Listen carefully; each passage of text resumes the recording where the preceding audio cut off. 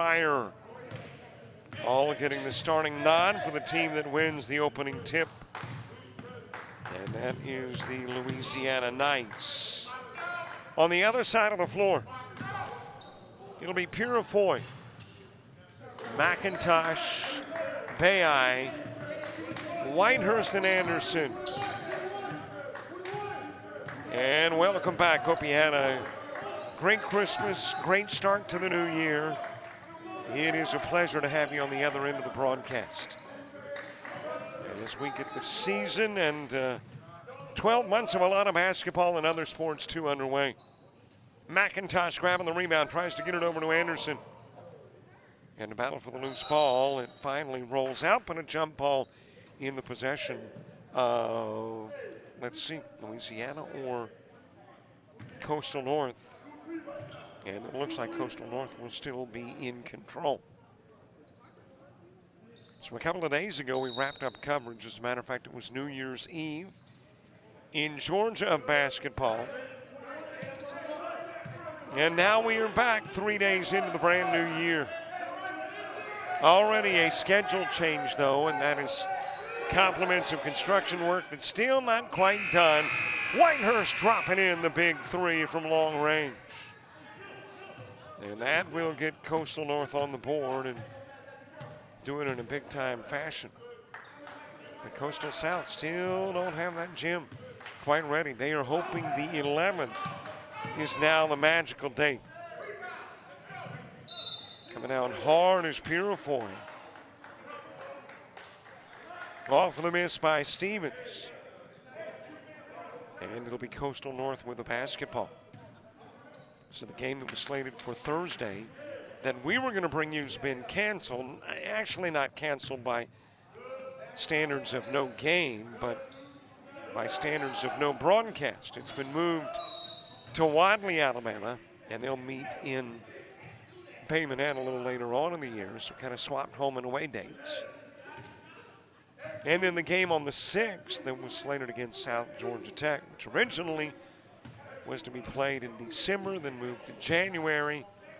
It's now no longer on the schedule at all. So instead of a pretty busy week with games Wednesday, Thursday, Friday, and Saturday, it's turned into kind of a slow week with games only on Wednesday and Friday. We'll be back here for Chipola and Coastal North on Friday. McIntosh taking it baseline, banks it off the glass.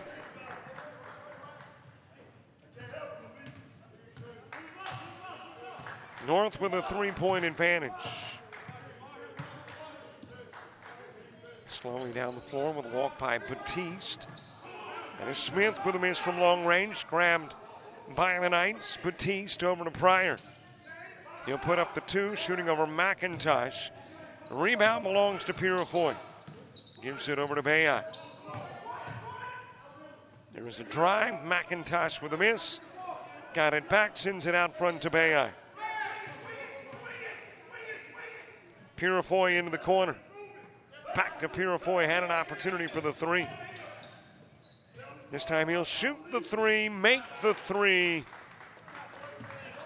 And the Coyotes out in front by 6. First bucket belonged to the Louisiana Knights. The next 8 belonging to the Coyotes. Batiste walking it over to the timeline. Fires to Pryor. Back out it goes to Batiste. Thought about the three. Brings it to the stripe. Short on the shot. Anderson with the board over to Bayeye. Purifoy to McIntosh. 2 more. And the Coyotes grow the lead to 8, prompting a Johnny Clark timeout for the Louisiana Knights. 16:37 to play. Half number 1. The 24 part of the 23-24 season underway.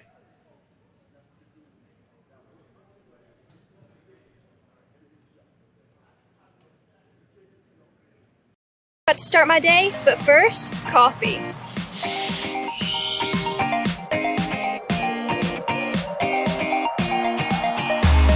Here with my coastal crew. Woo!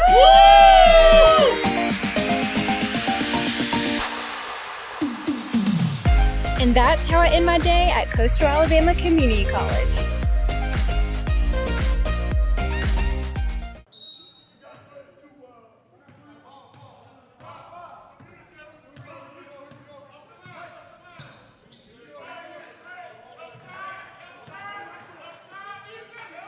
Back to the basketball, 8-point Coyote lead. Knights have got it. Duncan drives, shifts to the right hand, lays it up, lays it in from the right side, and that will snap a string of 10 straight scored by the Coyotes. Coyotes playing without their number 2 scorer, and a guy who has started 10 games during the regular season. And that is Montavious Blackshear, who did not return after the holiday break. So Montavious, and that 49% floor shooting, 53 from behind the arc, and 89 at the line. Apparently not in the lineup for the rest of the year. Bayeye over to Whitehurst. Leaning in is Whitehurst for the 2. So I'm sure that is painful to the offense of Coastal North, about to enter the most important part of the season, and that is conference play. Everything else just a tune-up. I mean, yeah, you want to win those games, but if you want to get to postseason, the games that matter most are the ones in conference play. Win them all and you're in. Anderson over to Whitehurst. Shoots the 3, drops in the 3. Pair of Whitehurst threes.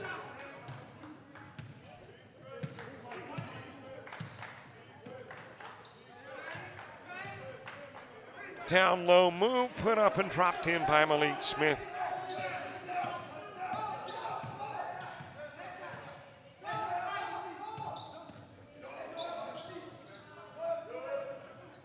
Handed over to Bayeye, drives Hannah, lane open, trying to lay it up and in, didn't, but that was because Batiste fouled him. And Bayeye will go to the stripe.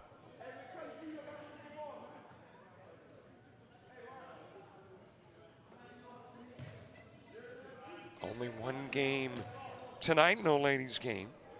Only one game on Friday, no ladies games. As a matter of fact, the ladies have had a long layoff. Trying to think, the last time they played was around the 16th, 19th, something like that, of December. And they will be back on the hardwood on Monday against Enterprise State. And there is some big expectations for the Lady Coyotes coming into the brand new year. They're the only team in the South Division, Division II of the ACCC, with an overall winning mark.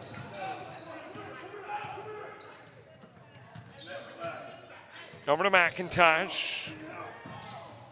He'll fade and fire, just a little bit short. Batiste with the board. Jumper from near the elbow, dropped in by Duncan.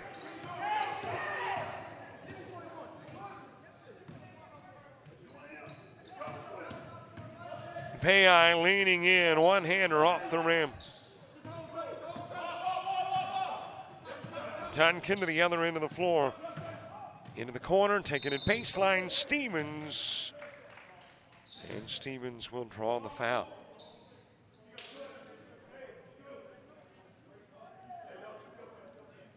And a reminder, you can watch the game online. We don't mind at all, what method by which you watch. Watch it on YouTube. Sure would love for you, though, to subscribe to our YouTube channel. Whether you're watching on YouTube or whether you're not, if you would subscribe, we would thank you. And, of course, there's programming that is exclusive to YouTube coming up. And actually already some of that exclusivity exists, but even more coming up. A little change, too. It was thought that Alabama Public TV would have a game of the week starting on the 13th of January, but at the last minute a sponsor pulled, and that game of the week turns into coverage of the championship only. But Alabama Public TV will have ACCC basketball this year for the first time, I guess, ever.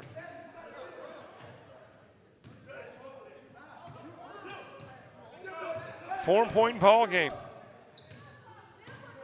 Nearing the 13-minute mark in half one.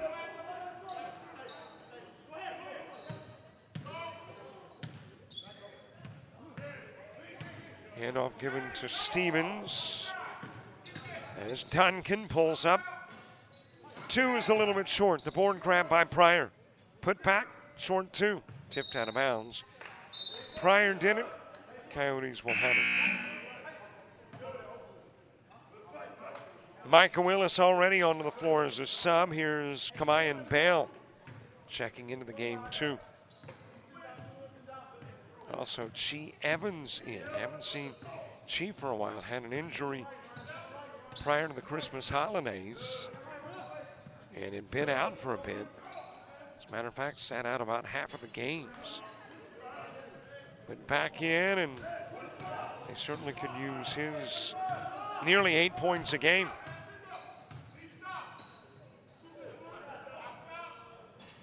Three-pointer just a little bit long for Smith. Bayeye with a fade, a little bit short. He's fouled again by the same guy that fouled him the last time he went to the stripe, Ryan Batiste.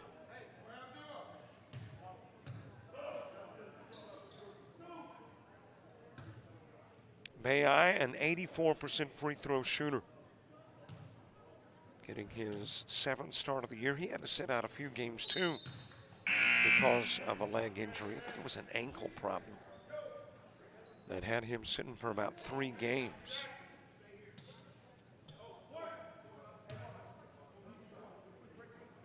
And I think the Coyotes, with some additional injury problems, so a little bit short-handed.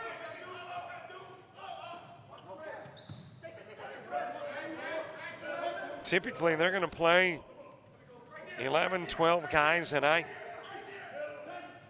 I don't think they've got 11 or 12 that can play tonight. 11 or 12 even dressed out. I see 5 on the bench.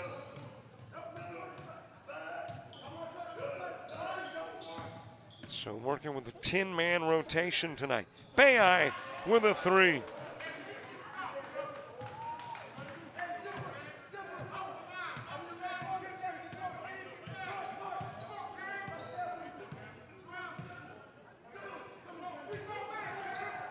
Pryor with a handoff.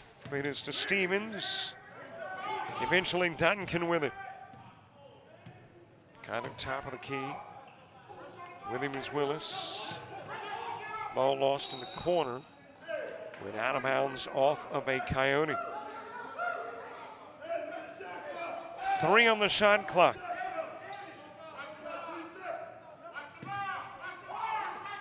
Seven-point Coyote lead. Pryor, desperation heave, and it's short. So the Coyotes with possession. Well, here's what's coming up in the month of January. Basketball, and we start blending in softball by the end of the month.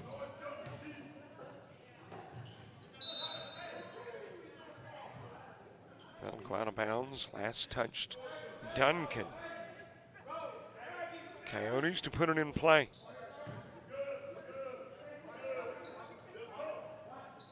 A 7-point lead. The largest thus far has been 8. Nice feed to McIntosh from Willis.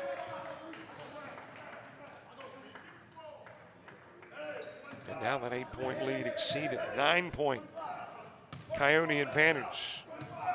Almost halfway through the half.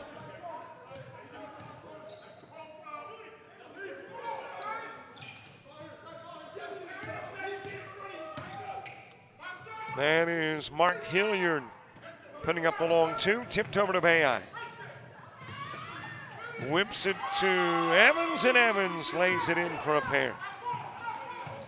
And there is the game's first double-digit lead at 11.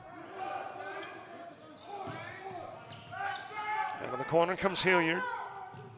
Feeds over to Duncan, and he'll shoot the three.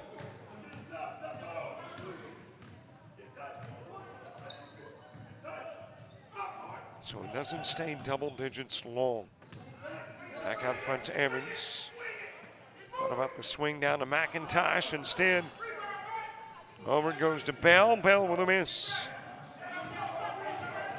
Hilliard the long board from the top of the key. Duncan in and out. Put back, not there for Smith. Second time good for Malik.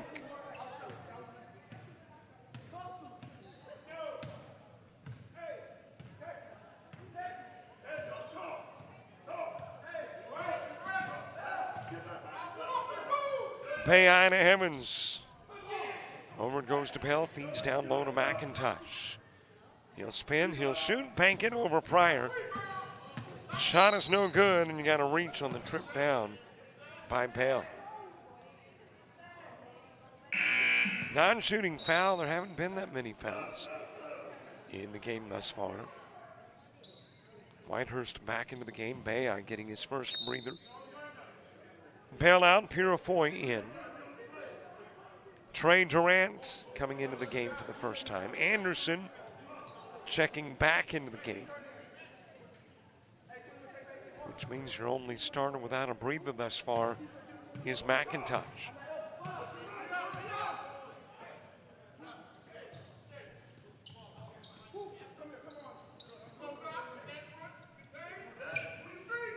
Hilliard putting up the three. He'll drop it in.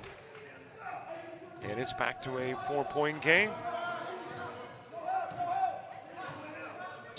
Check that three-point contest.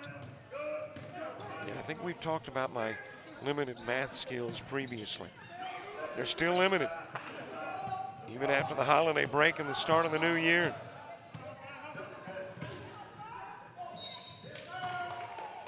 That is Duncan driving. And let's see who it is fouling. It is Whitehurst.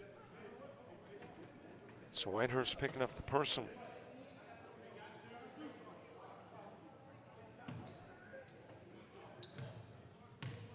Duncan at the strike.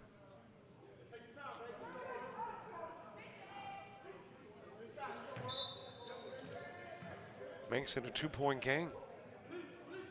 Here's McIntosh coming out. Evans in, so McIntosh works about 11 and a half minutes and gets a breather. And all of a sudden, the Knights have gone on a 9 and now 10-0 run. Turned an 11-point lead into 1.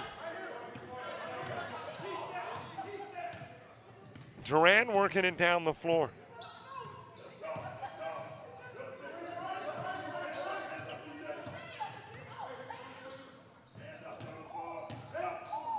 There's Evans with a drive, and he got fouled. Wound up on the hardwood. Picking up the personal is Mike Pryor. And She Evans to the stripe. I mentioned had the injury that had him sit for 7 games. Started 3 of the first 7 games of the year. And his first time back, he is a 73% free throw shooter on a 72% free throw shooting team.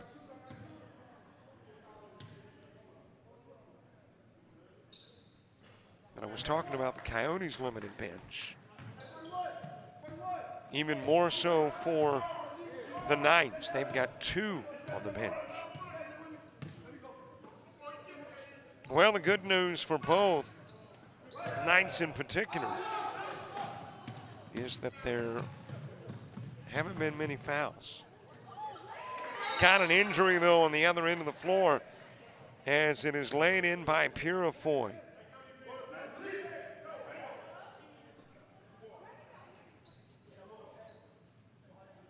I don't know if this is leg related or maybe something else. That is I believe, Xander Stevens. Make sure that's an 8, not a 3 on the jersey.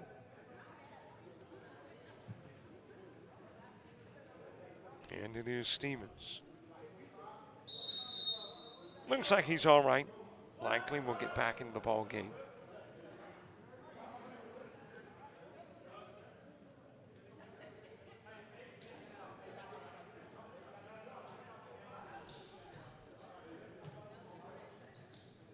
.754 to play, half number 1.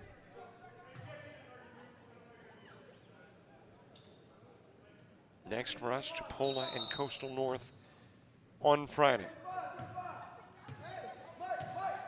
Back here on Monday, Enterprise State, a men's and women's game.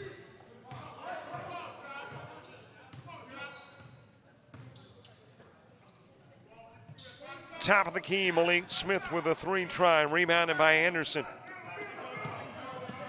Over to Whitehurst, whips it to Durant. Into the paint, switches to the left hand, rebound grabbed by Hilliard.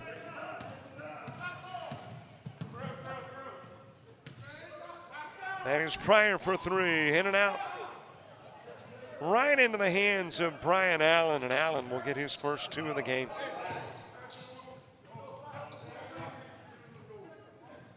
To the hoop, off the rim, no good for Purifoy. Rebound belongs to Smith. And an opportunity for the Knights to get to within 1 or tie it. Might not do either. Well, now there is a foul. It's going to be called on Evans.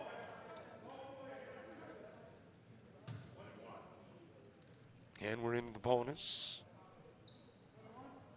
So Smith will shoot the 1-and-1.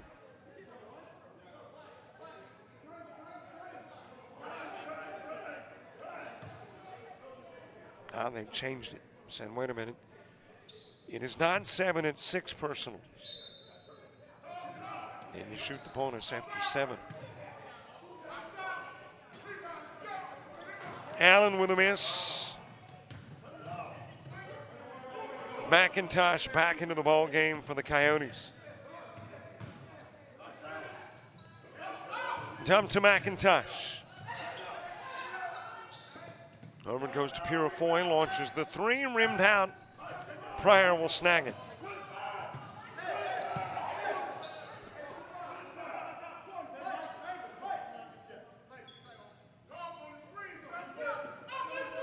Handed over to Smith.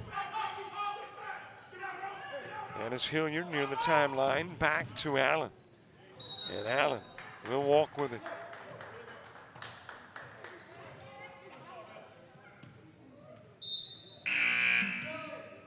Here comes Bayeye back into the game. Durant going to the sidelines. Purifoy to put it in play.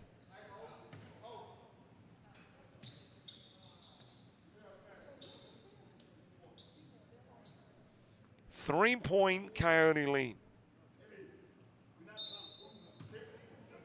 6:10 to play in half number 1, a relatively quickly expiring half.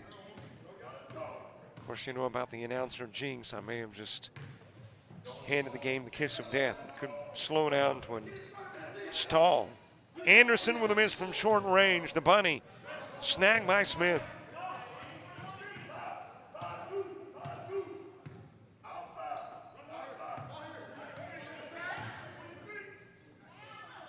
Smith waiting for the Anderson defense to go by and then missed the shot. Anderson with a board. Over to Bayeye.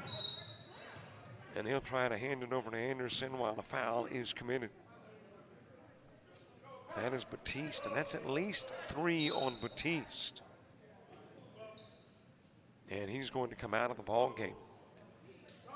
Duncan will enter. And Batiste likely done for the half. Except that you've only got a limited number of players, so that could get Batiste back in. McIntosh, the miss, but the foul. And here comes Stevens to the scores table. Thought he was getting into the game. He'll go back to the bench, but that does mean he's able to get back into the game. So the injury not significant enough to keep him out. McIntosh averaging 16 points a game. A 65% free throw shooter. Coastal North, 73 points a game on average. Couple of misses. Anderson with a putback.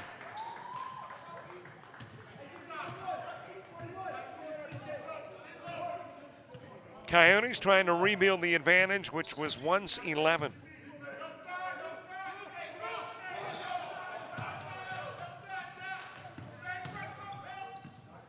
Fed into the corner. Three-pointer off the rim for Allen. McIntosh to Bayeye, pulls up, too strong.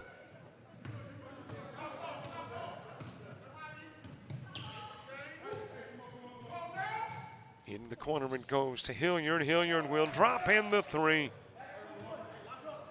And that'll cut the 6-point lead in half.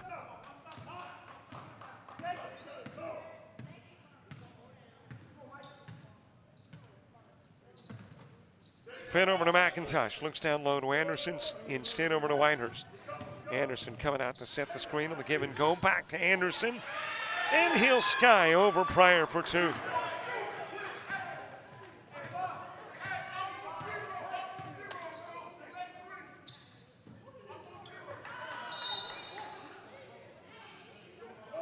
Out of bounds off of Smith. And he'll trot to the sidelines, and Stevens, who came out of the game with the injury, back into the game.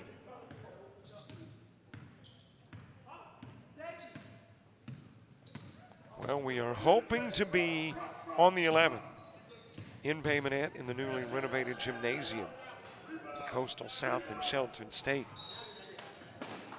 I know there was hope that the gym would be ready at the start of volleyball season. It wasn't. Then they hoped at the start of basketball season. It wasn't. Start of the new year. It's not. But maybe next week. And of course, we'll keep you posted.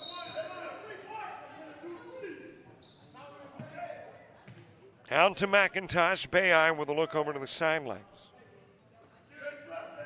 Gets some Chuck Taylor instructions, then into the corner to Purifoy. Over to Whitehurst. He'll fade. Looked like he almost stumbled on the fade. And that might be part of the reason for the misfire.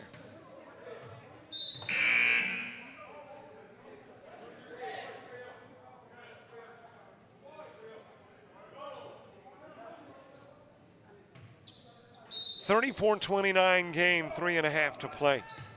Half number one.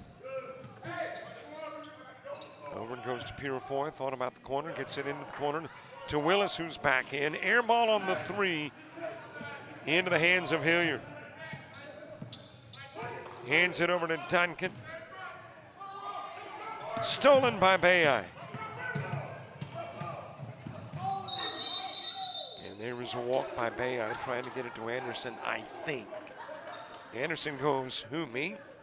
I think it was on Bayeye.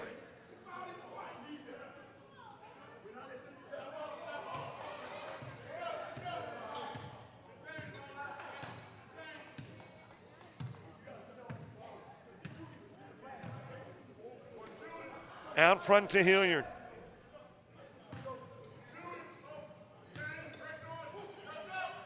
Allen to Duncan off on the three. Travels into the corner, and Pryor tried to get to it and couldn't.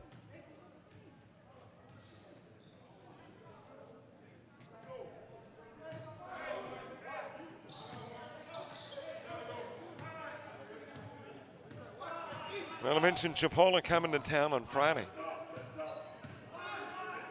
Out of the Panhandle Conference. You talk about a tough conference. Tipped out of bounds by Pryor.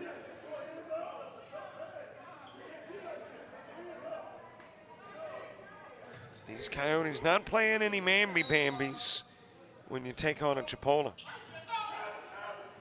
Into Willis, and Willis off the glass.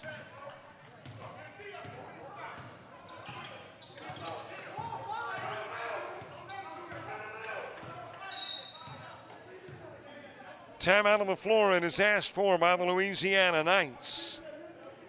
Coyotes with a 7-point lead. 2 minutes and 17 seconds away from halftime.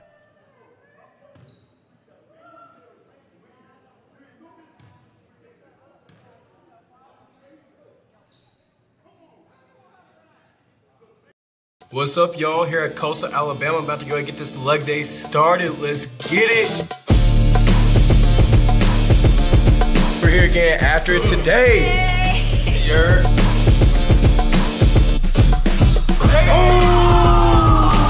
Hey, let's go, baby. Let's ride. Yes, sir.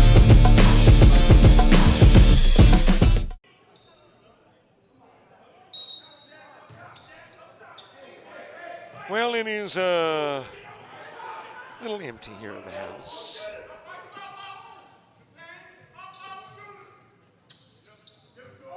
But it's kind of standard. When you play prep teams, they typically do not bring with them a large crowd. Nor do they typically draw a large home crowd. From the standpoint of the home team when playing Louisiana Knight, doesn't necessarily bring a lot of the folks out in this particular case from Monroeville. There is a little better crowd on this side of the floor underneath my camera, so obviously I can't get a good shot. Jack Buisson checking into the ball game for the Coyotes. We're back out in front by double digits. Over it goes to Stevens, drives, too strong underneath. Rebounded by Willis. He'll take it coast to coast and draw the foul.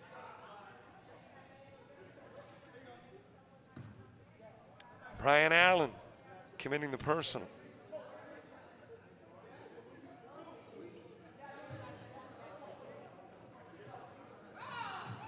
And an opportunity for Willis to give the Coyotes their biggest lead of the game. He's matched the largest lead at 11. Purifoy coming in.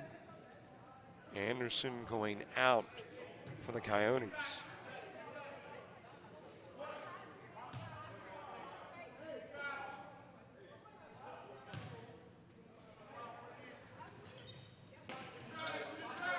Well, they match the largest lead.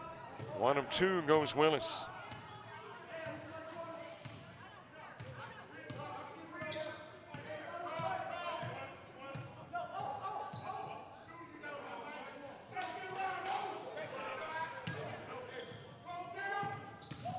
Hilliard to Duncan, perimeter 2, no good, rebounded by Willis.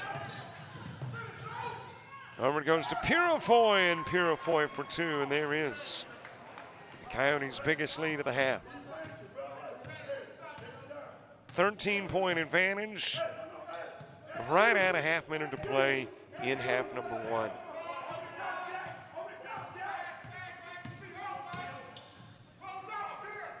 Pryor from the top of the key, off on the 3. And there might be a reason that Stevens was all alone. He did a little pushing. I wondered how he got so open down low. But apparently cleared the lane and committed the foul.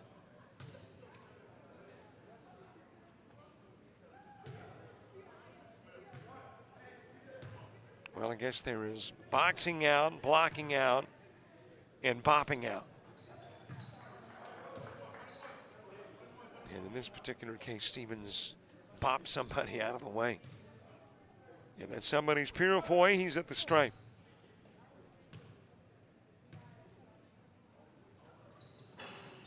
Got his first, got his second.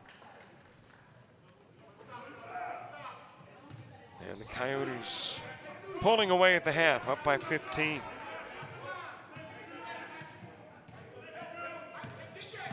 Well, we know they're going to take a double-digit lead into the locker room at halftime.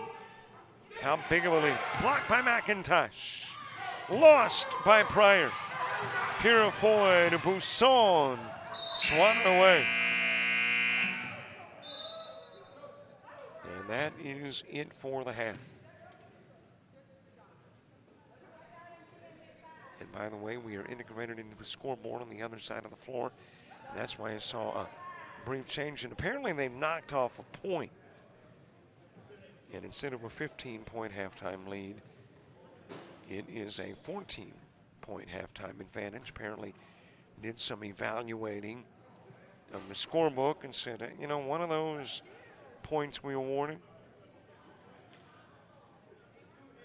weren't actually attributable to the Coyotes. So there is your halftime score by 14. 43-29. And my apologies, as I mentioned, we are integrated into the scoreboard across the way. And for some reason, my graphic does not like it when I put something that's not in that scoreboard controller on. So it's shoving it aside periodically.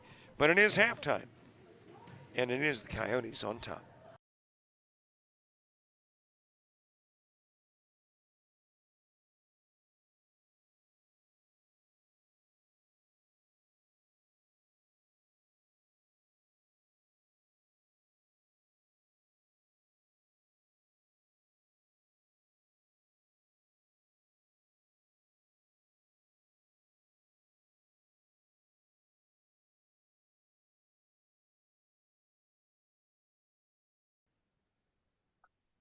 It is halftime. At least we are airing this at halftime, but we are also airing this on YouTube, and it's not halftime there.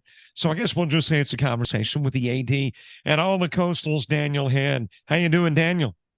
Oh, I'm doing great, Robert. Thanks for having me on today. Hey, it is a delight, man. You have got to have a really busy schedule, and I think today's probably indicative.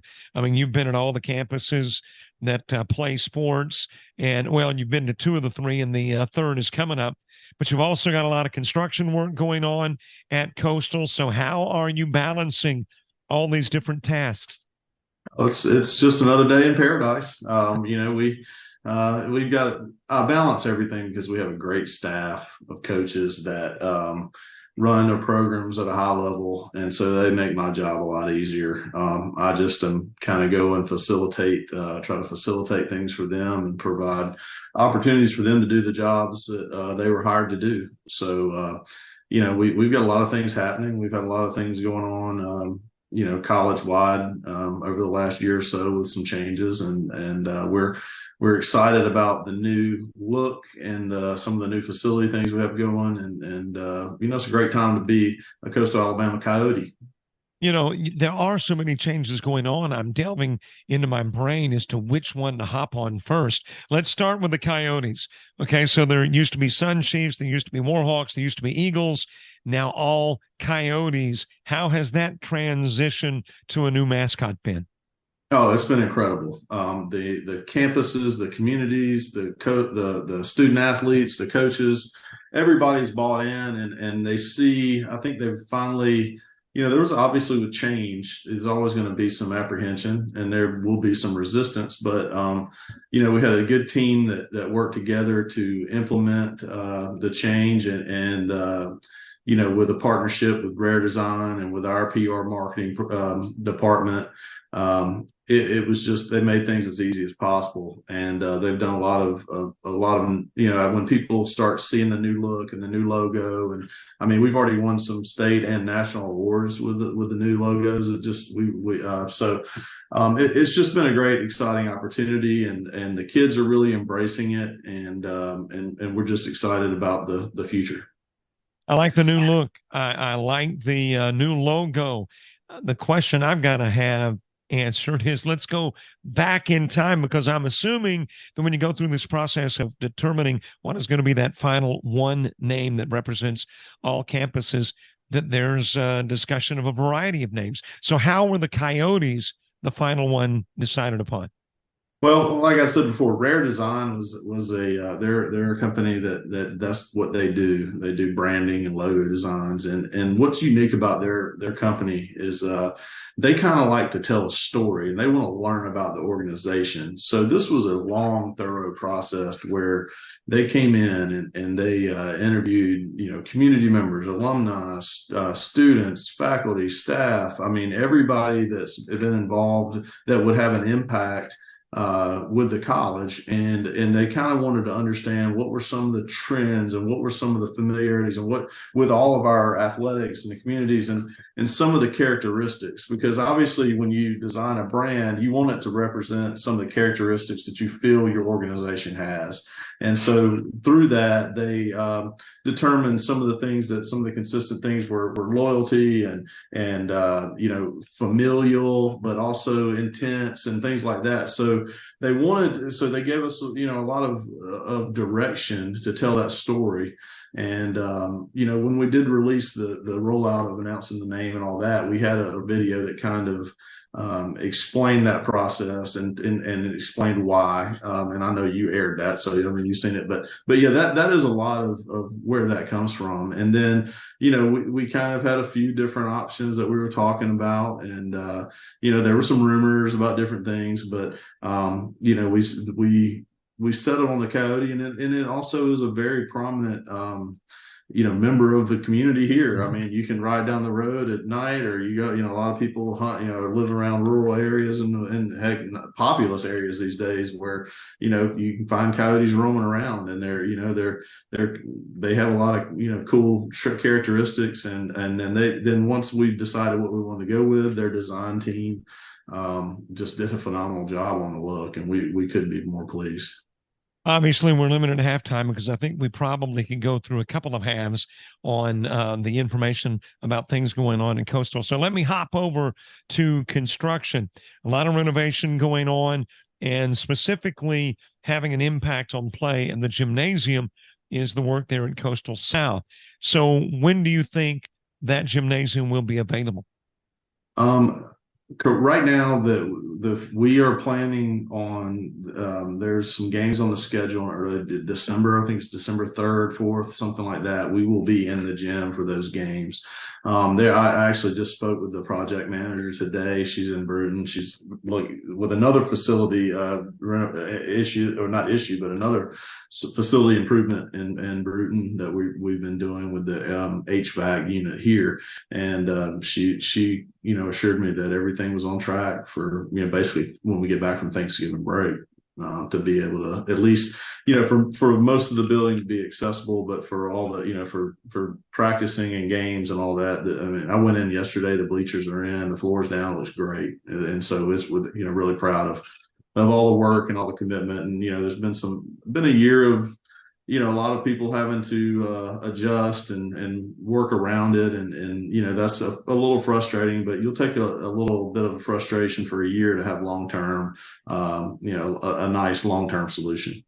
For those of us who have not had the opportunity yet to go in and take a look around, what are the differences? I mean, do you still have at South that band stage on one end and the crow's nest about mid part of the floor? Is that still part of the makeup? I don't think so. No, I think the crow's nest probably still there. The band stage is gone. It's just the bleachers, we've got the gold chair backs. They look really good in there with the black frame. It's the floor. We got a couple of neat surprises there on the floor that we don't want to reveal right now, but it's a really cool look there. It's just real clean and new goal assemblies, motors on the things that lift the goals up. I mean, and the bleachers were pushed in yesterday, so I didn't see them pulled out. Like I said, they just installed them last week. So that was my first opportunity to go in and look. So I got to kind of get a sort of a preview, but not a full functioning preview yet. All right, let's hop outside of Coastal and into the conference where there's now two divisions, 1 and 2. You've got a Coastal that's a 1, you got a Coastal that's a 2. How has that been thus far? I know it's very early, and as a matter of fact, really some of the teams just now beginning division play, but how has that been? Well, right. We just finished up our fall seasons, our volleyball, which volleyball in the state of Alabama right now is all Division II.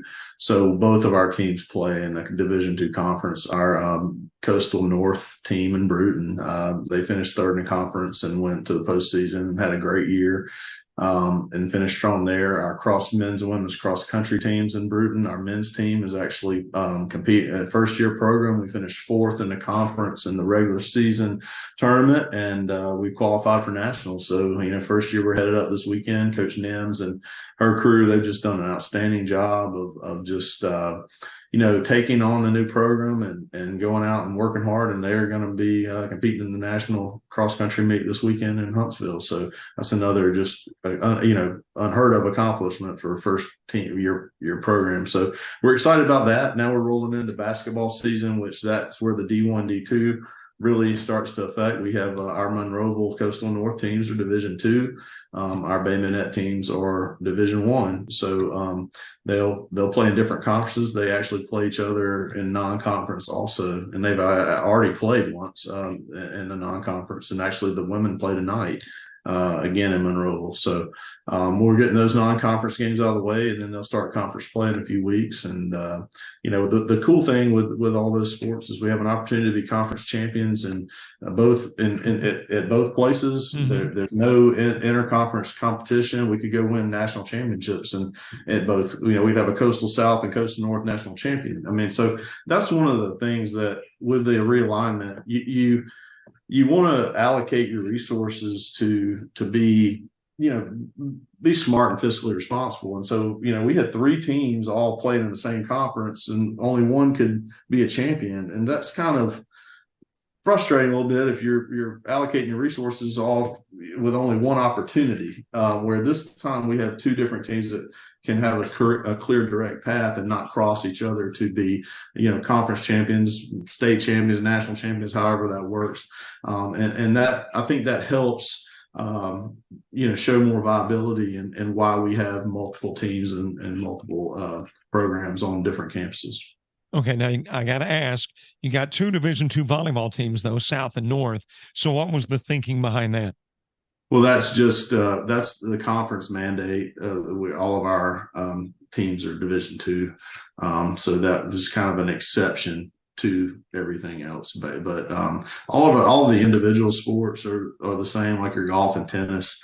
But those are more of your individualized sports. The only major team sport like volleyball is the only one where we have the same, and that's just due to there's not an option for the conference. With international play being a Division I.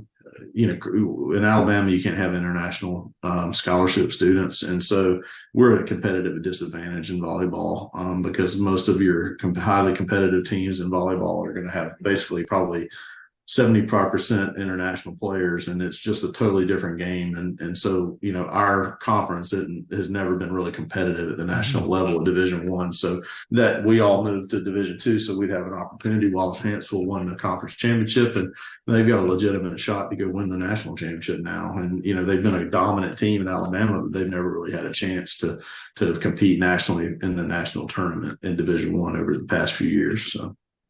Daniel Head, always great talking with you. We hadn't conversed since last year, so I wanted to get you on the air so we could find out the latest in regards to Coastal. Great job. Love the Coyote logo and how that has transferred into a great athletic look. And we'll talk again during the course of the season.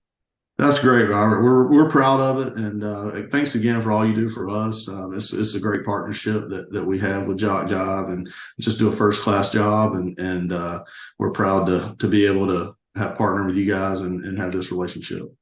Thanks, Coach. All right, have a great evening. You too.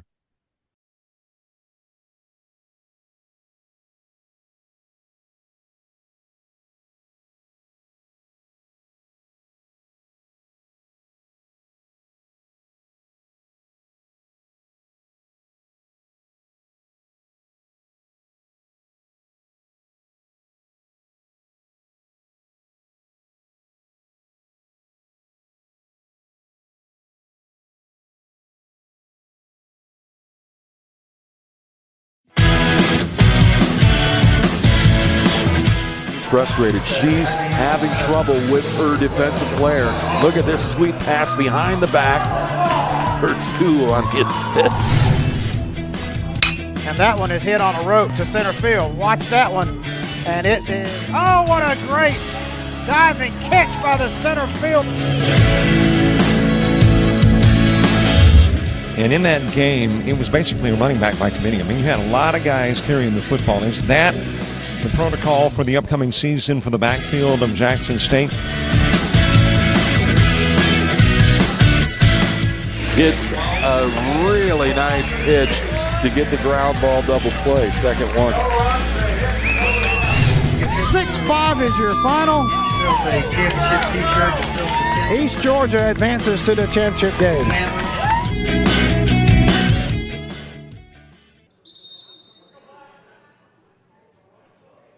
Hi, everybody. Welcome back as we get second half action underway. Thanks so much to Daniel Head, the AD of all the Coastals, for the halftime conversation. Yep, that was a conversation we recorded a couple of months ago. I got to get back up with Daniel and get an update because obviously a few things have changed, but maybe that gave you some insight that maybe you didn't previously have in regards to Coastal Alabama. A 14-point lead. We thought it was 15 going into the locker room at halftime, but apparently an evaluation of the official scorebook indicated that one of the points that had been attributed on the scoreboard to the Coyotes was not attributable. And thus it is a 43-29 game as we get second half action underway. Purifoy, McIntosh, Bayeye, Anderson, and Whitehurst. Same five that started the ball game, starting the second half for the Coyotes. Meanwhile, it is Batiste, Duncan, Stevens, Pryor, and Smith. Same five that began the ball game for Louisiana, beginning half number 2 as well. Anderson grabbing the rebound.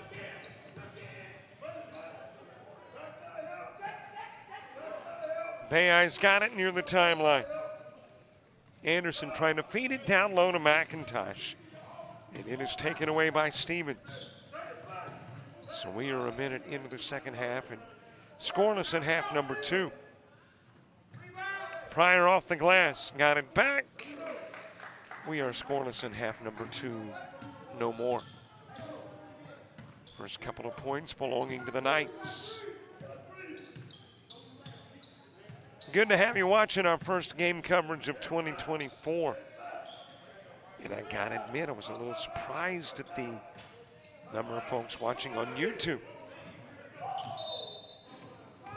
So I'm assuming we've got some Louisiana 9 fans watching on the tube. And a quick reminder, love for you to subscribe to the YouTube channel. You know, you get those alerts when a game's coming up or when a game has been created. And we will have stuff exclusive to YouTube all 24 long. Over to Anderson. That is Bayeye for 3. Just a little bit strong. And it'll go out of bounds off of Anderson. What have we got in 2024? Well, at the moment, and we're adding constantly, Coastal Alabama North and South, basketball, softball, and baseball. Whitehurst, that is a 3. Bishop State baseball, ACCC Conference Championships, GCAA Conference Championships. Little bumping going on, and Anderson going to pick up the foul. Little hip action working on Smith. And Smith to the stripe. South Georgia Tech basketball, Georgia Military College softball, GCAA Conference Championships. We're working with the South Atlantic Conference and the Gulf South Conference on a number of events that are available on Flow Sports. Babe Ruth Baseball in the summer, Global Scouting Bureau, and United Baseball in the summer as well. That is some of the stuff I can think of that's coming up this year on JockJive. Bay near the mid part of the floor. Back out front to McIntosh, wide open. I mean, there was not a player within 10 feet of McIntosh. Dropped in on the other end of the floor. That is Duncan. And it's an 11-point game.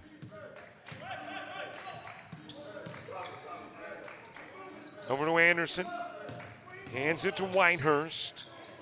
And a little bit behind Anderson with the pass. But it went off of the foot of Smith. And will stay Coyote basketball.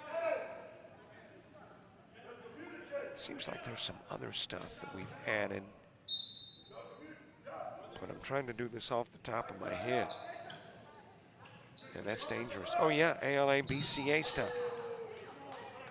Whitehurst fouled by Duncan.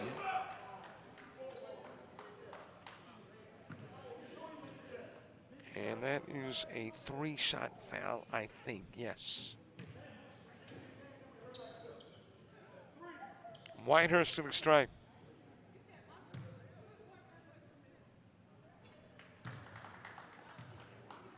And there's probably other stuff too. I just, I'm limited. This hard drive, a lot of the storage taken up. And the computer doesn't work really well, so it's hard to, pull some of that knowledge from way back in a dusty part of the brain. 3 for 3 goes Whitehurst.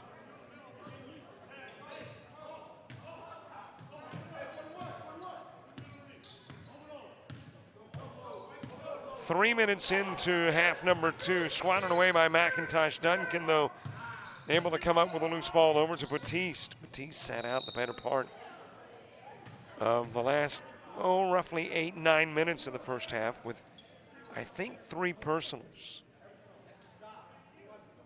But into the game now. Stevens to the stripe.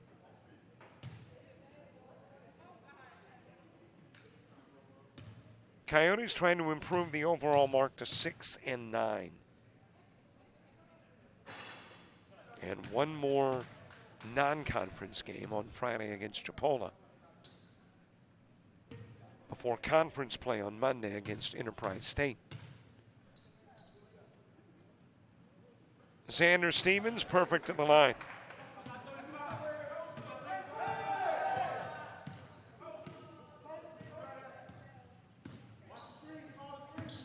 Out of the corner, Purifoy, handoff Whitehurst over to Bayeye.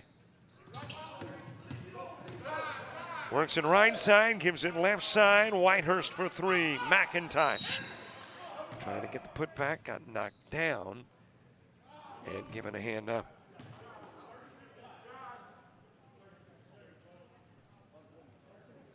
McIntosh, a team leading 16 points a game.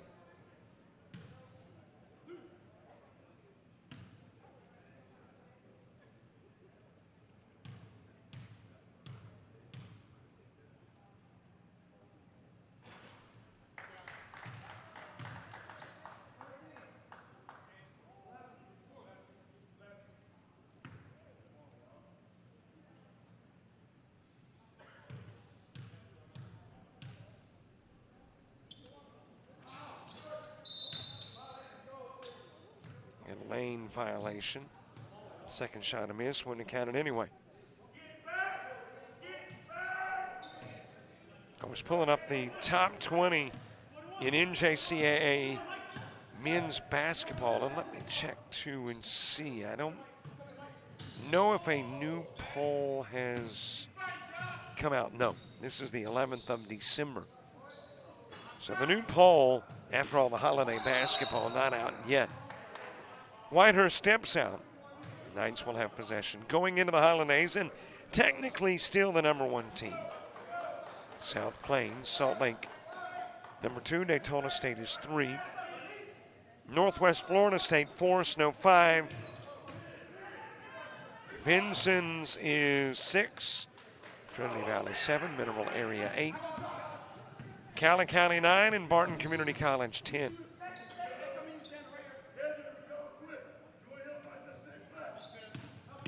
Team coming to town on Friday. They are 14 in the country with a 10-1 mark.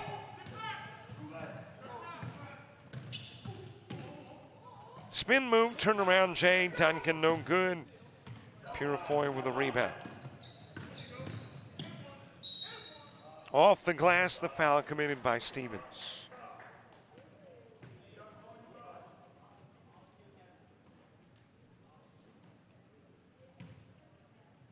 Here is that second 10 in its entirety. Lee College 11, Indian Hills 12, Odessa 13. Already mentioned Chipola at 14. Triton College 15, Moberly area is 16. Butler Community College 17, Panola 18, Eastern Florida 19, Indian River is 20.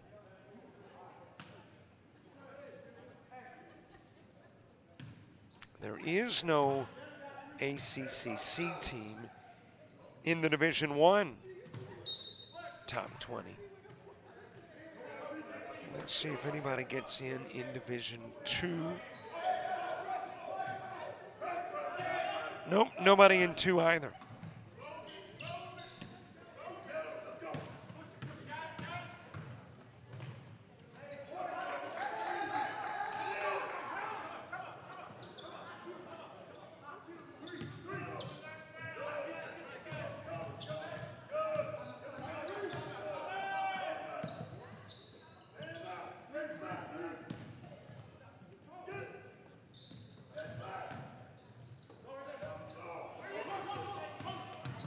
Out to G. Evans. And there was a foul committed by Mark Hilliard.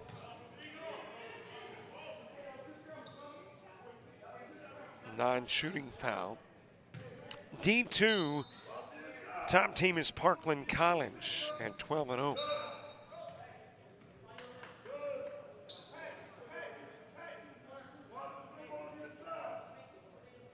And again, the new polls I thought might be out today, but apparently it will be next week. So a lot could have changed or did change over the course of a month of basketball. So those polls could have a completely, and likely will have, a completely different look next week.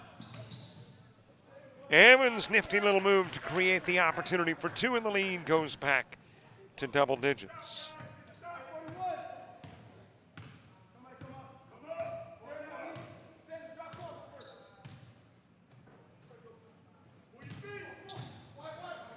Pryor with a handoff to Hilliard. Over it goes to Duncan, takes a left turn to the hoop and lays it in on the right side.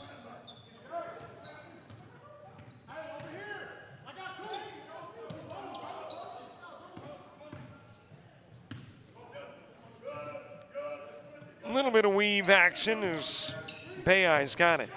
Pulls up near the elbow. Just a little bit short, McIntosh with it.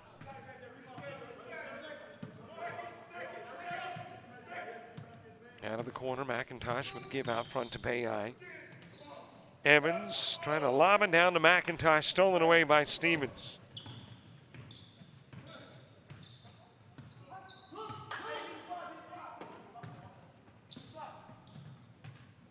Down below, the give to Hilliard. He'll bring it out top of the key. Over to Duncan. Feeds nicely the lay-in to Smith.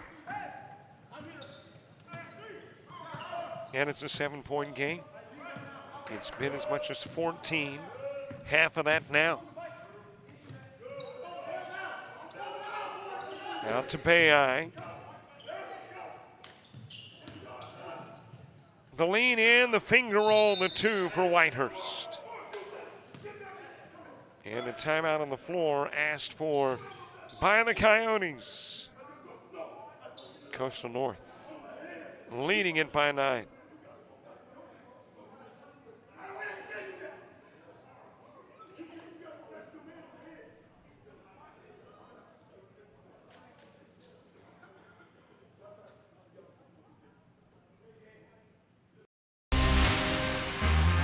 Think you need a 4-year degree to make good money? Think again. Get training in your own backyard. Master a skill to land a job fast. And start your path to a career that pays. Discover welding at Coastal Alabama Community College. So what are you waiting for?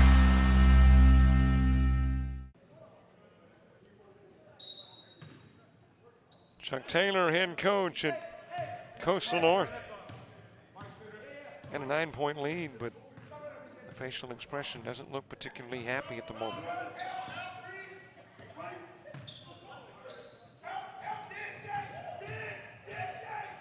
Anderson back into the ball game. Out front it goes to Duncan.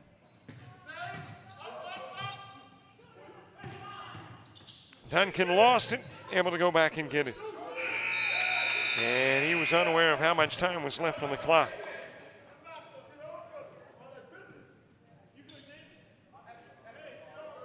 Coyotes put it in play from the near sidelines.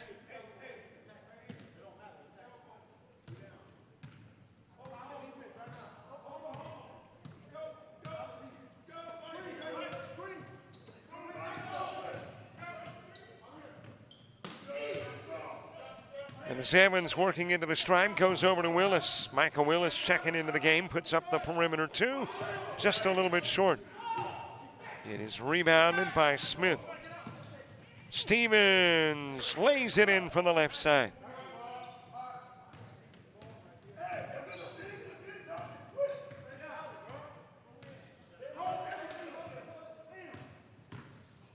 Bayeye with a handoff to Willis, over to Whitehurst.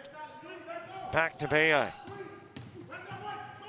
Fires a shot down low to Anderson. It is tipped out of bounds, but off of Anderson by Pryor. And we may have our first full timeout. 11:50 to play in the game. Coyotes by 7 on the first game of the brand new year.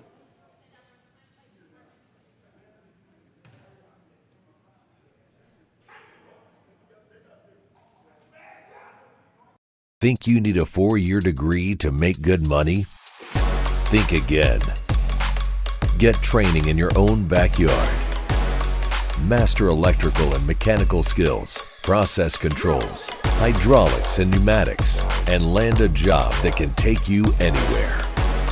Start your path to a career that pays. Discover electrical and instrumentation technology at Coastal Alabama Community College.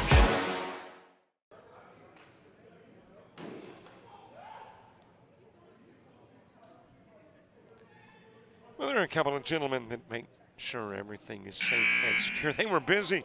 The last time we were here, it was, I think, Albany Tech in a ladies' game that got, let me just say, a little rambunctious and required their assistance. As a matter of fact, Albany Tech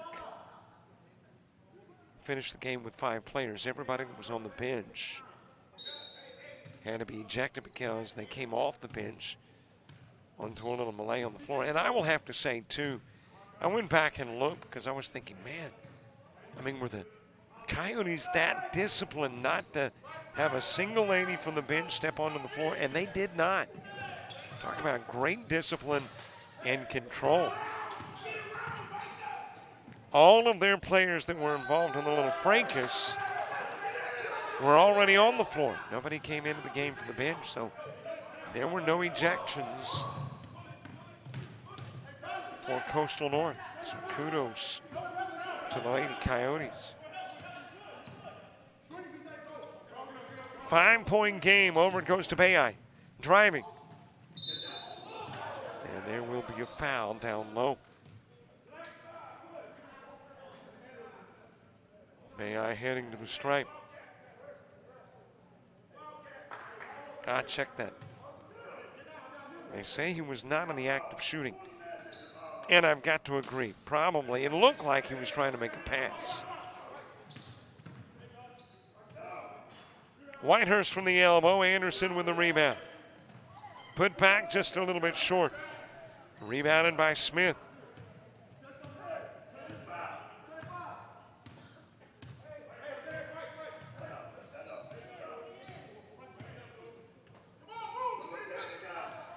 Three-pointer, just a tad strong for Smith. And you got a foul in a battle for the board. That is going to be called on Anderson.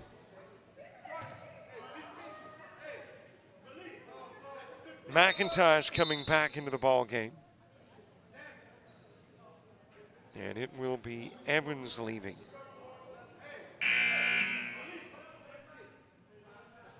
Duncan to put it in play from the baseline.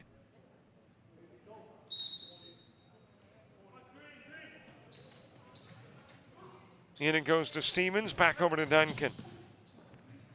Slides by Anderson and lays it in for two. And all of a sudden, it's a one-possession game again. And this has been the way this game has gone. Fired over into the corner. Three-pointer. Just a little bit strong by Willis. There have been multiple occasions as you got a blocking foul on Willis and Duncan shooting. And a chance to tie the game. But the Coyotes early jumped out in front by 11. Knights trimmed it to 1. Halftime by 14. And here we are in a one-point game again. And it's tied on the Duncan free throw. So half of the half to go, and we're knotted up at 54. That is our first tie since 2 each. Out of the corner, Whitehurst. He'll throw it to the other side of the floor. And the Knights with an opportunity to grab their first lead since they led 2-0.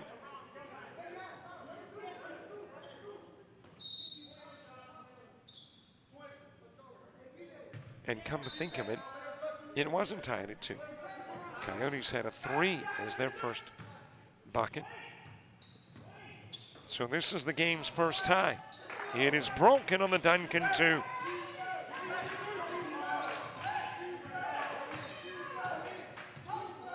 And the Knights with their first lead since it was 2-0. Over to Bayeye. Screen set by McIntosh. From near the elbow, off the mark, tipped out to Whitehurst. Brings it into the paint. And that will go out of bounds, having last touched prior. Trey Durant coming into the game. Bayeye will trot to the sidelines.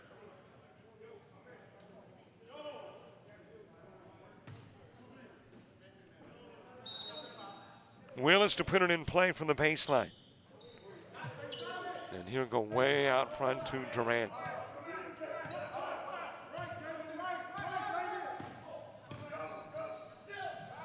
Jumper might have been touched by Stevens. Anderson and company will have it. Anderson was near by 2. Into Whitehurst, off on the 3. Hilliard the rebound over to Duncan. He'll drop it in, and the lead goes to 4.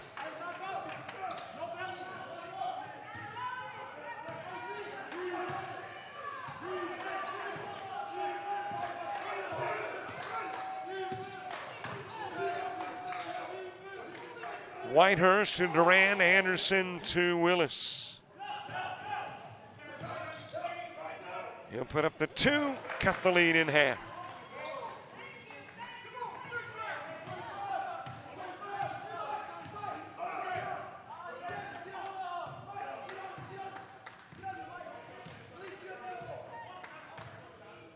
Walked down the floor by Duncan, who's got the last 6 points for these Knights. Ball stripped away by McIntosh. Durant coming up with a loose ball.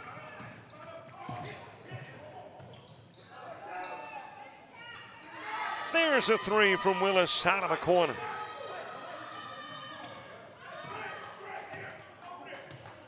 Lead back over to the home team. And a timeout on the floor asked for by the Knights. 7:38 to play. Coyotes by 1.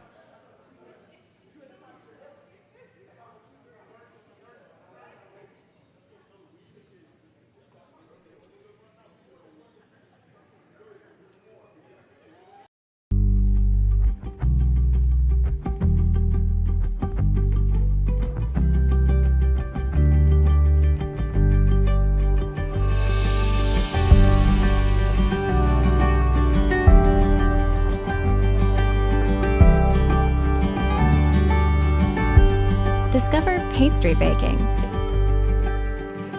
at Coastal Alabama Community College.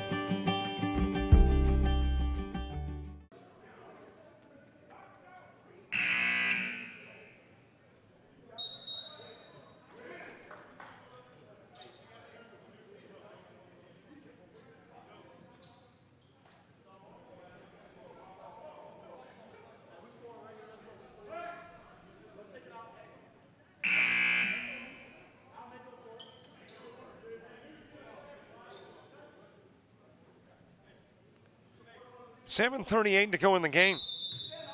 And it is anybody's game at this point. 1 point Coyote advantage. They've led by as much as 14. Knights down by that 1, and they've led by as much as 4. Pryor with a miss from the left side. Loose ball retrieved by Duncan. And let's see who committed the foul. That will be Willis. Got the forearm of a Knight. Hiller to put it in play. Stevens. And he will draw the foul. Got pushed. And apparently it was prior to the shot. So Hiller to put it in play from the baseline.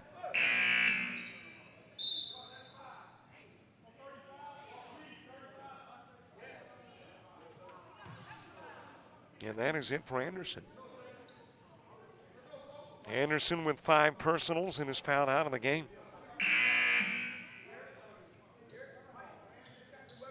So he leaves. Evans checks back in.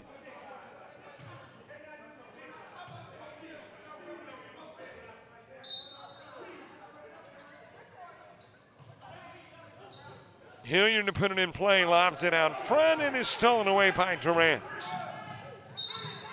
He'll get fouled, bringing it to the other end of the floor.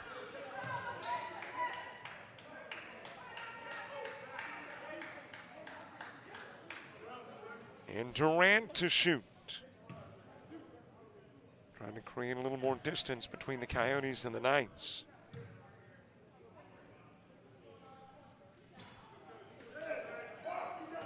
Trey Durant averaging 3 points a night. Pretty good free throw shooter, though. Typically hits about 83% of his free throws.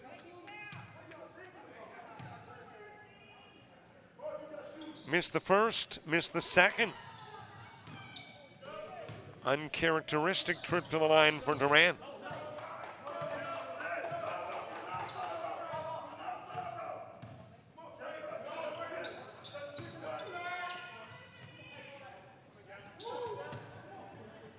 Pryor with a handoff to Stevens.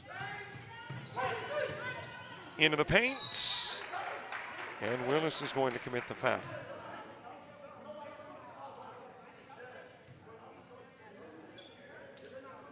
Stevens shooting after the Willis foul. Trying to give the lead back to the Knights. Make 2, you do. Make 1, you don't. You tie it up. Make none, and it stays as is.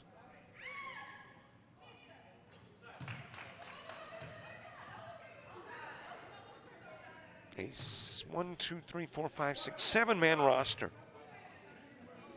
for this Louisiana squad, coming in with a 16-7 mark. Stevens with a couple of free throws.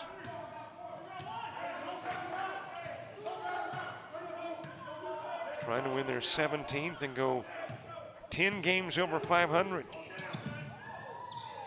Durant nearly lost it on the trip, and he does lose it on the pass.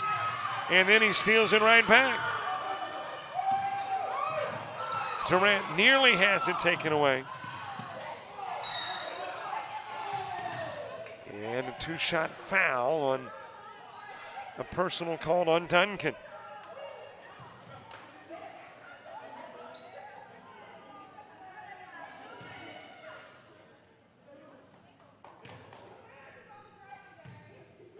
Purifoy, a 52% free throw shooter.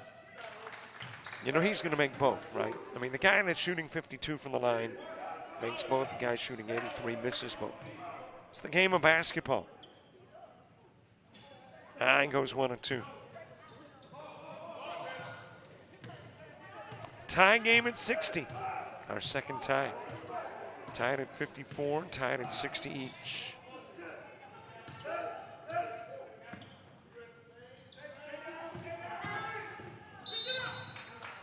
And there is another foul. A lot of fouls doesn't really benefit either team. Neither team is particularly deep on the bench.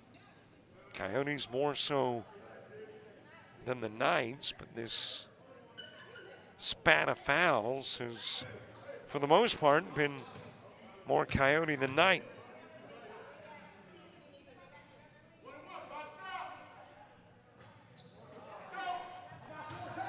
Purifoy with a rebound, front end of the 1 and 1 missed. Well, there is another foul. And this will take place on this end of the floor.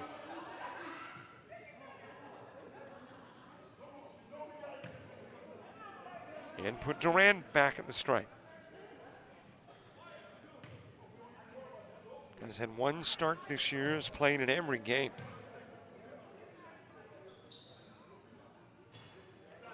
And I think that start was at home.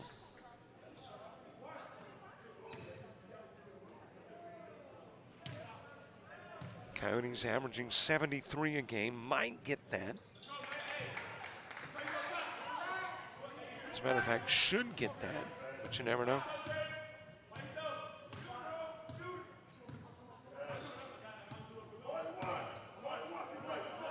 Got a 2-point lead, inside 6 to play.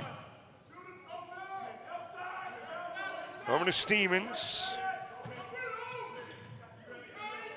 From the top of the key, Hilliard got the 3, and the lead goes back to the Knights. And a foul called on Hilliard.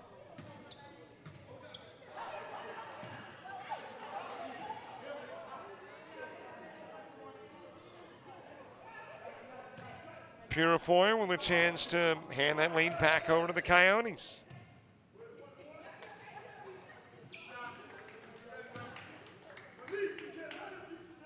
Third tie of the game, this one at 63.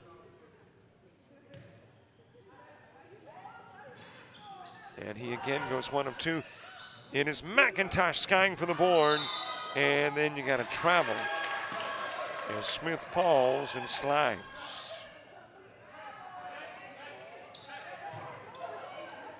So the Coyotes with a basketball in a 63 each contest.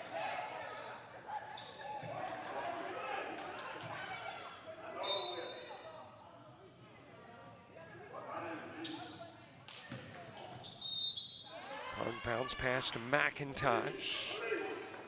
Foul on Hilliard.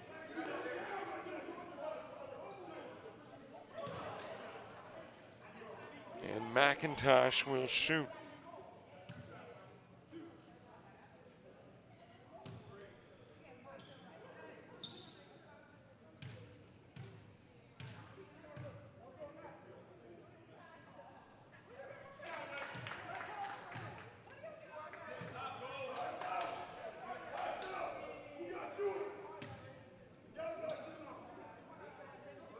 (64-63) game. 5:22 to play.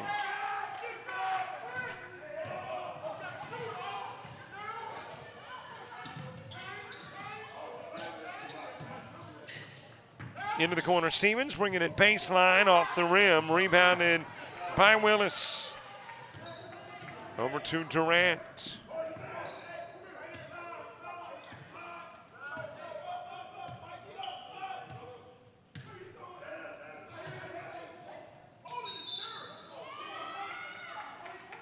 And there's another foul, and typically the guy that's going like it can't be me, it is, and it is. That is Pryor. And that is 5 on Pryor.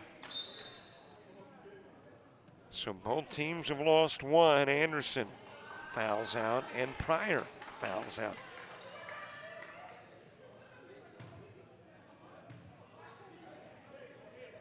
And the Knights are down to 1 on the bench.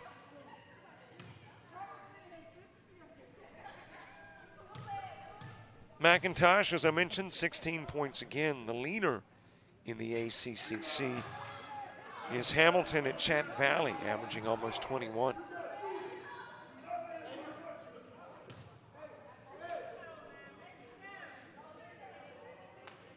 And I mentioned, I think the last time I was here, despite the fact you've got 2 divisions now in the ACCC, a D1 and a D2, the stats are all combined.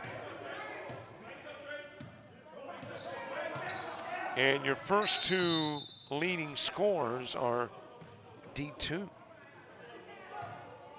Your first D1 in the scoring category is the number 3 scorer. Timeout on the floor for 46 left.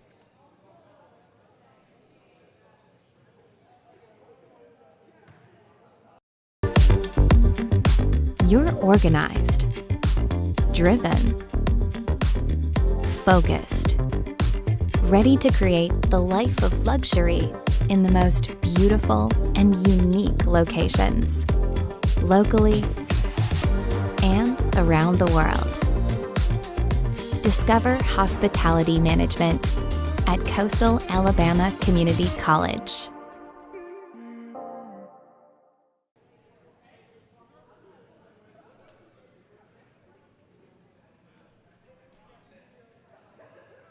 Hey, we all do it everywhere we go. Work on the phone. He's texting scores, though, from here to elsewhere. Heck, I don't know what he's doing. I'm sure his mind's on the game. This morning, as a matter of fact, I did a brief little, roughly 25, 30-mile trip, forgot my phone. It was miserable. I didn't know what to do. And when I got home and got the phone, it was like I'd found my, lost love.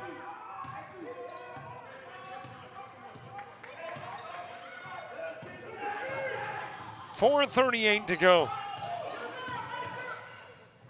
Top of the key 3. Allen with a miss. Durant heading to the other end of the floor. Fed down low, McIntosh kicking it over to Durant. Too strong on the 3, able to get it back. Emmons back over to Durant.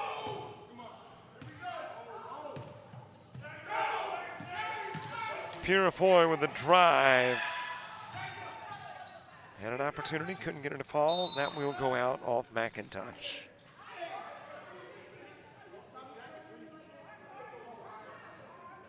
Top rebounder in the ACCC also comes from a D2 team, Snead State. That is Andrews. Top field goal percentage, a D2 team, Womack out of Enterprise State. Top the leaderboard in three-point percentages is a D1 guy. Wallace State Hansfield's Turner. Duncan for 3, splashes it in. We're tied at 66.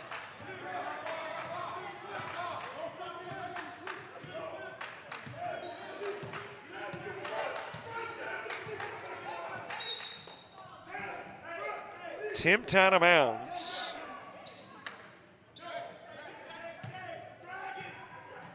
Duncan, the guy that did it. Evans missing, and there is a foul down low on McIntosh.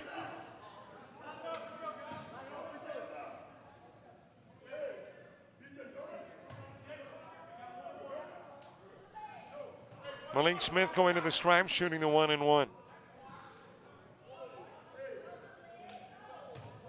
One more Coyote foul, and everybody's shooting the double bonus, shooting 2. So the double bonus the rest of the way.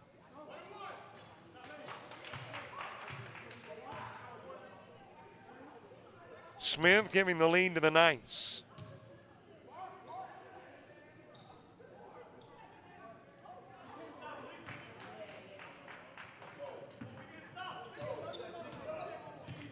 Free throws have been beneficial to the Knights, taking advantage of the Coyote fouls. And it's given the Knights a 2-point lead. Now it goes to Evans, and Evans got up, couldn't get rid of it. Ball on the floor, picked up by Duncan. Misses from the right side, it'll go out of bounds. And it'll last touch Smith.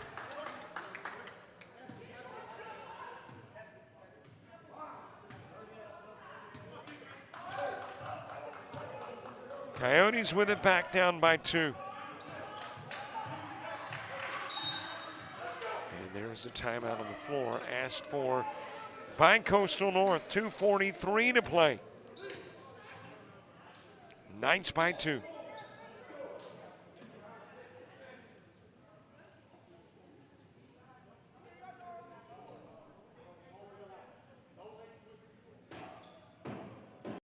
Preparing for surgery is like getting ready for the big game. You arrive early. You get your mind right. You make sure every tool is ready and the team has the right equipment. Your patient may never know your name. They may never realize that somebody cared enough to ensure all the little tasks were done right. But that's okay. You do. Be somebody. Enroll in the Surgical Technology program at Coastal Alabama Community College. Well, I sometimes think that people sit on this side of the floor because they think I can't see them with a camera. But there you go. Some of the ladies watching from this side of the floor, I think that might be some of the ladies part of the Lady Coyote basketball team here at Coastal Alabama North in Monroeville. Can you believe it? By the end of the month, we'll get softball underway. I don't remember exactly what day it is. Seems like it might be the 27th.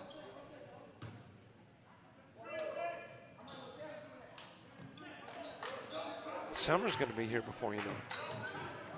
Of course, after a day like today, many are saying, not soon enough.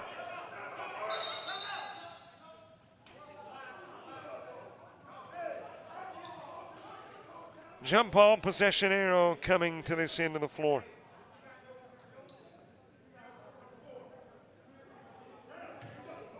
Got up this morning and looked at the iPhone, and it said snow. I say, what?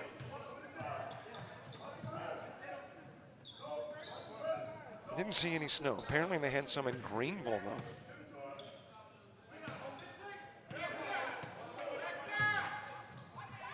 Jumper from Duncan. Off the rim. Back out front and goes. Stevens giving it to Hilliard. He'll fire the 3. Short. Put back is good from Smith. Knights take a 4-point lead. Purifoy trying to get the reverse. Rebounded by Allen.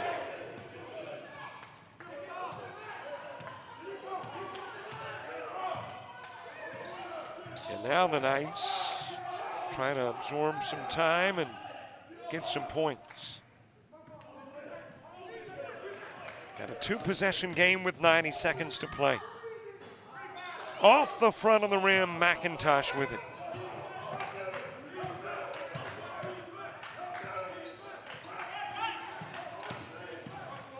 Bayeye, short on the try.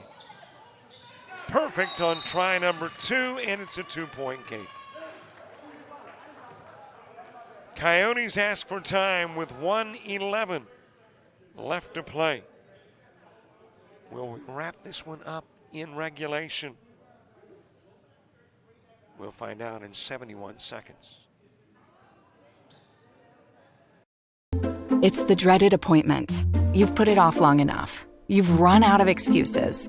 And now you've got to face your fears head on. Fortunately, there's someone there who won't hold your feelings against you. Somebody whose efforts instead will give you your best selfie smile. You'll thank her when it's over. Be somebody. Enroll in the dental assisting program at Coastal Alabama Community College.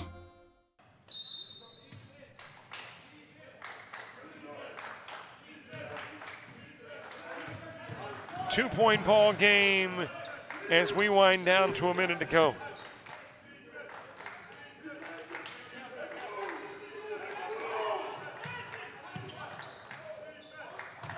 Stevens bringing it down low, off the glass and rim for 2.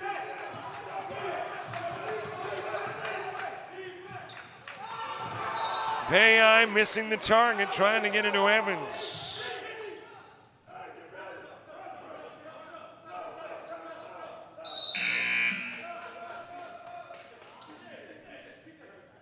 Knights to put it in play. Checking into the game is Ryan Batiste. I think Batiste has got 4 personals. Back into the game with 40 seconds to go. Nearly taken away by Evans. Off the glass for Smith.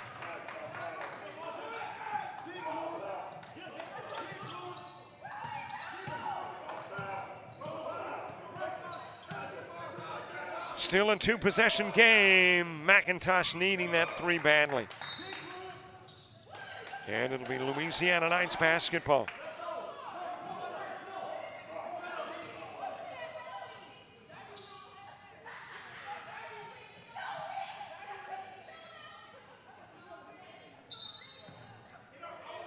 A 2-possession ball game, and it's the max of the 2. Stolen away by Willis on the inbounds off the glass. He gets fouled.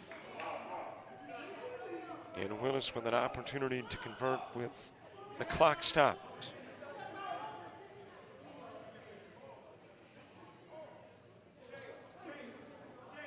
Shot clock off. Game clock at 23 seconds.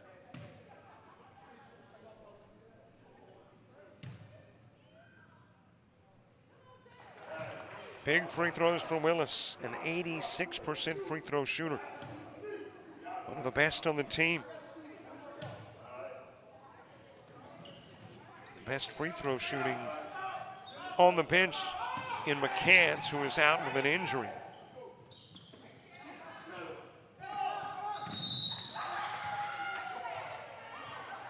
Foul by Willis. And Smith to shoot.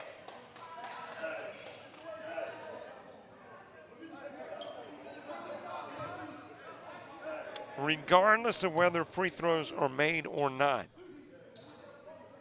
it will stay a 2-possession game.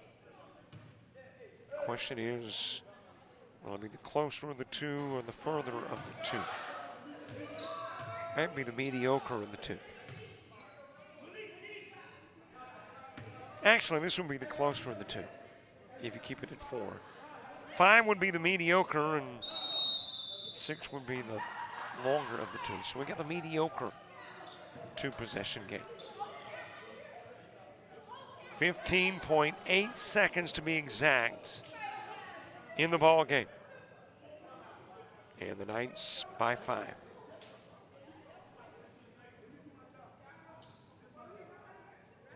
University of Alabama Online, where legends log in. A tradition of excellence. Decades of experience in distance learning. Empowering students of all ages. More than 90 degree and certificate programs to advance your career. UA Online. Flexible, affordable, legendary. Let your computer be your campus. visit online.ua.edu.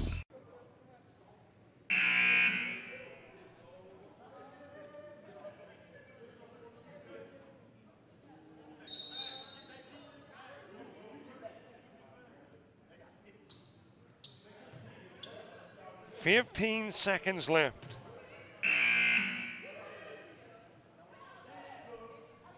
"75-70 lead.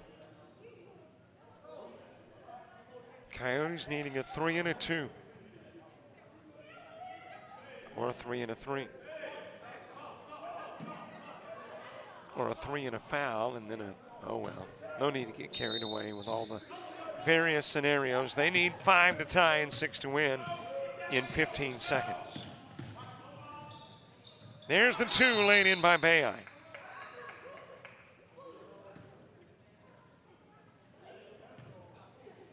And they will call a 30-second timeout. We'll take the break and come right back for an exciting finish in Monroeville.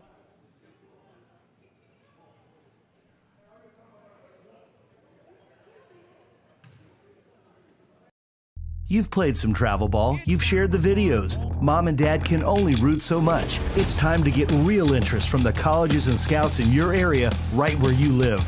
That's why the Showcase Series is different. We're not just another tournament, we're an advancement event where you get real-time exposure with live TV coverage of our games that get you seen directly by the coaches you want to impress from anywhere in the world. Register for events at showcaseseries.org. It's your turn at bat.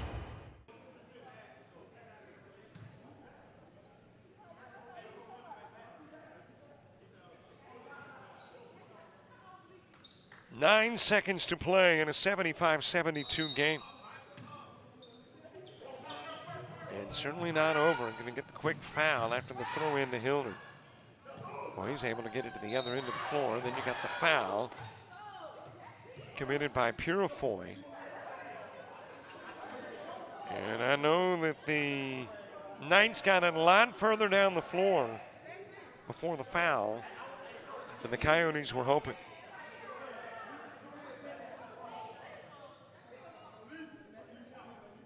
And Smith at the stripe trying to put it out of reach.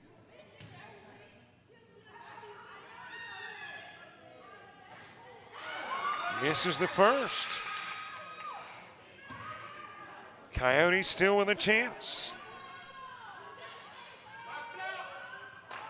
Drops in the second. And that might be the nail.